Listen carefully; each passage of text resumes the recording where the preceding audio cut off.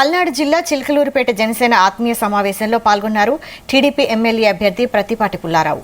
చంద్రబాబు పవన్ మధ్య చిచ్చు పెట్టాలన్న వైసీపీ కుట్రలు ఫలించవన్నారు. బ్లూ బ్యాచ్ కి జనం మే 13న ఓటుతో దిమ్మ తిరిగిపోయే సమాధానం చెబుతారన్నారు.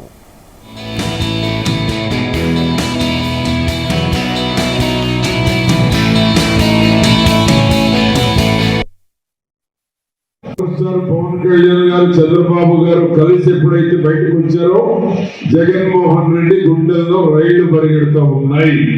ఈ రోజు కూడా ఏ విధంగా విభేదాలు సృష్టించాలి, కూటమి ఏర్పడకుండా ప్రయత్నం చేయాలో విశ్వ ప్రయత్నాలు చేసి కూటమి ఏర్పడిన తర్వాతనే జగన్మోహన్ రెడ్డి బస్సు రాష్ట్ర వ్యాప్తంగా పర్యటనకు బయలుదేరింది.